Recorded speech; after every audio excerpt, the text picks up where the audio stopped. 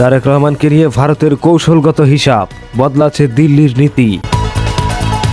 17 বছর পর প্রত্যাবর্তন, তারেক রহমান কি ভারতের জন্য নতুন ভয়ের কারণ? বাংলাদেশে ক্ষমতার পালাবদল ও ভারতে দুশ্চিন্তা, তারেক রহমান ফ্যাক্টর।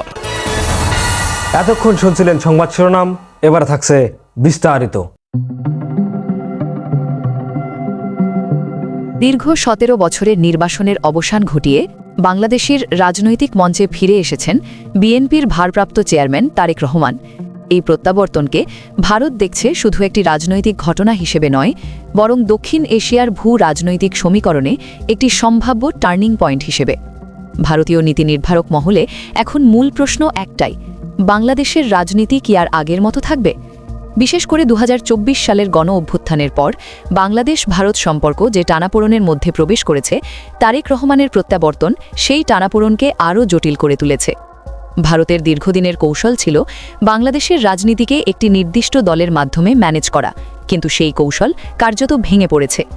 ভারতের প্রভাবশালী সংবাদ মাধ্যম ইন্ডিয়া টুডে সাম্প্রতিক বিশ্লেষণে বলছে, বর্তমান বাস্তবতায় দিল্লি বিএনপিকে একটি কার্যকর ও গণতান্ত্রিক বিকল্প শক্তি হিসেবে পুনরায় বিবেচনা করতে বাধ্য হচ্ছে। কারণ খুবই স্পষ্ট: আওয়ামী লীগ সরকারের পতনের পর বাংলাদেশের সবচেয়ে সংগঠিত ও জনভিত্তিক রাজনৈতিক শক্তি এখন বিএনপি। এই বাস্তবতায় বিএনপিকে উপেক্ষা করার সুযোগ ভারতের হাতে আর নেই। ভারতের আরেকটি বড় উদ্বেগ হল বাংলাদেশি ইসলামপন্থী দলগুলোর ক্রমবর্ধমান রাজনৈতিক সক্রিয়তা। ভারতীয় কৌশলবিদদের ধারণা, তারেক রহমানের নেতৃত্বাধীন বিএনপি এই শক্তিগুলোর বিপরীতে একটি মধ্যপন্থী ও ভারসাম্য রক্ষাকারী শক্তি হিসেবে কাজ করতে পারে। পররাষ্ট্রনীতির দিক থেকেও দিল্লি বড় পরিবর্তনের আশঙ্কা করছে।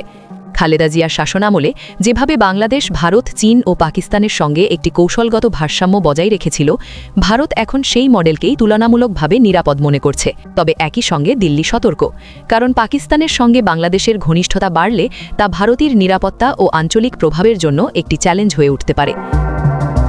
দেশে ফিরে এসে তারেক রহমান যে বার্তাটি দিয়েছেন, তা শুধু বাংলাদেশের জনগণের জন্য নয়, ভারতের জন্য একটি স্পষ্ট সংকেত।